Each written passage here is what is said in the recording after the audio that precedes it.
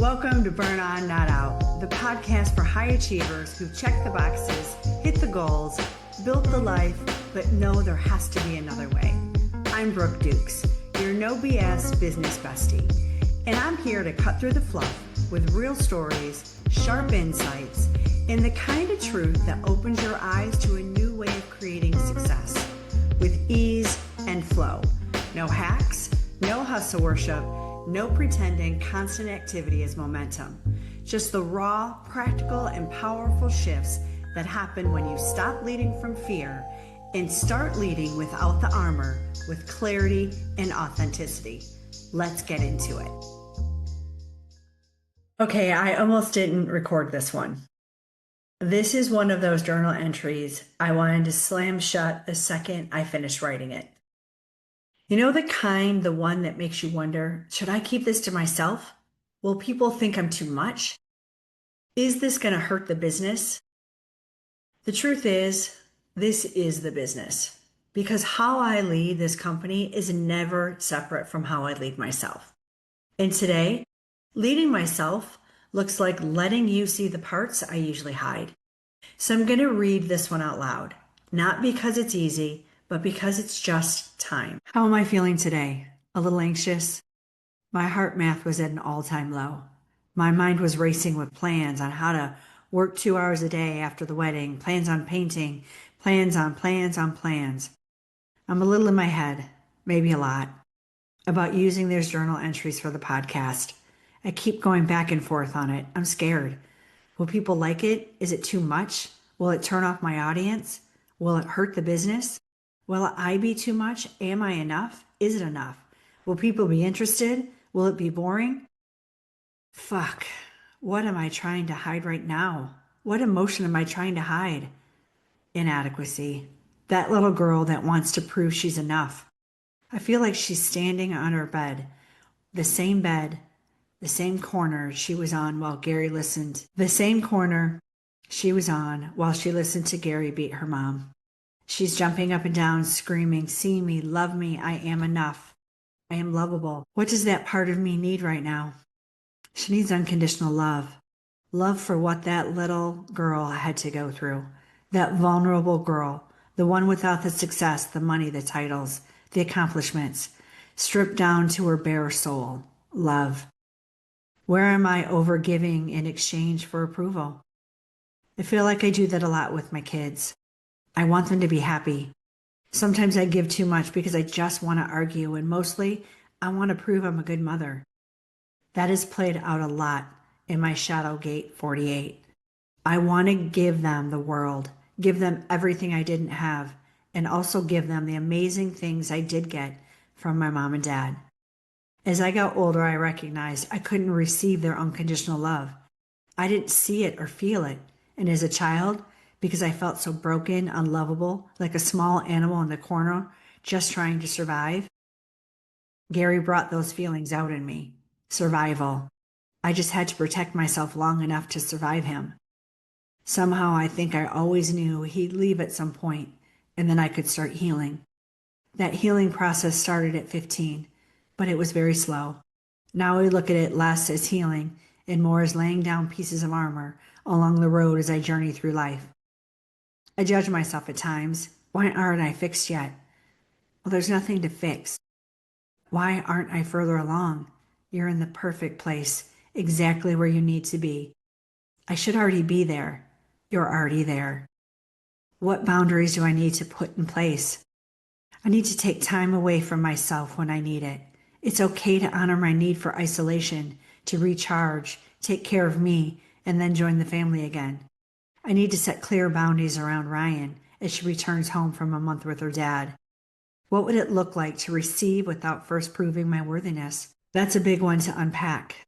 I don't think I ever realized how much I do this until recently. Work hard, give advice, make money, make dinner, earn my keep, prove I'm lovable, prove I'm worthy. I feel like this need to prove myself, prove my worthiness, is why I always need an outcome. I'm always working towards a goal. I have an outcome for everything. That has been my masculine way of life. Set goals, know your outcome in any situation, drive, push, force, make it happen. As I moved to more feminine frequency, it would look like ease, flow, intuition, feeling my feelings, making decision based on love, not fear, not urgency, anxiety, just trust and perfect timing. Trust in my strategy and authority. Don't identify with the feelings. Feel them and let them go. I move without worrying about the outcome because I know it's perfect. Whatever the outcome, it's perfect. I am perfect exactly as I am. Yeah, that one hit me hard. It showed me how deep the endless proving still runs in me. How much I've been trying to earn love through overdoing, overgiving, overparenting. All the things that used to feel like leadership, but really just masked a deeper fear. And this part of me, the one who needs a plan, who feels safest when she's productive, she's the one who gets loudest anytime I pause, anytime I step off the hamster wheel. Turning these journal entries into episodes isn't a content play, it's a practice. And it's a reminder that my worth isn't tied to performance or perfection or always having the answer. I'm not sharing this because it's on brand. I'm sharing it because I'm in it, and maybe you are too. Maybe you're starting to feel the weight of habits that once helped you survive, but now just keep you stuck in a version of yourself that doesn't fit anymore. Maybe you're starting to see there's more for you, a different way to lead, a softer way to live. And if so, I hope this reminds you that you're not alone. You don't have to keep living the old way just because it looks and feels familiar. A few weeks ago, I had one of those moments where I felt myself slipping into the prove it pattern.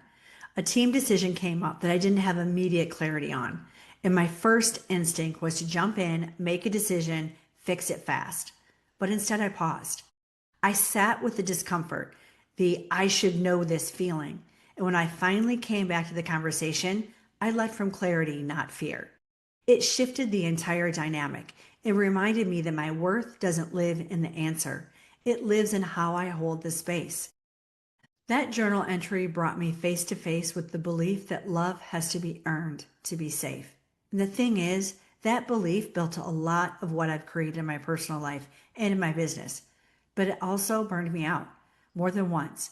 Because when love feels like something you have to earn, there is no amount of success that's ever going to be enough. There's no pause button, no finish line, just more proving. This is why I built Success by Design. It's for leaders who are carrying it all, but are so ready to stop performing and they want to start living. That little girl inside me thought she had to hustle for love. Now she's learning how to receive it. She's learning she can take a pause and rest when she needs to. And she doesn't have to carry it all to feel like she's enough. And trust me, I'm still learning. I'm learning how to hold myself when the strategy isn't totally clear. How to trust my emotions even when they're messy. How to show up without a polished answer and still know I belong in the room. When who you are on the inside actually matches what people experience on the outside. And that's where boundaries come in, not as walls, but as protection for what matters. So today, my boundaries sound like this. I take a break when I feel overwhelmed. I speak when I have something real to say, not just to stay visible. I say no to what drains me so I have the energy for what matters most. Because if I don't model that, how can I expect anyone else in my world to? If this episode feels like a mirror or a sigh of relief, good. That's what it's here for, not as a fix, but as a space to remember you don't have to earn rest. You don't have to prove your worth. You don't have to hide the messy parts of your story. You are already enough. Right here, right now, no strategy required. So if it feels good, just take a second before you scroll. Put your hand on your heart and whisper to that younger version of you. I see you. You are safe. You are loved. See you next time.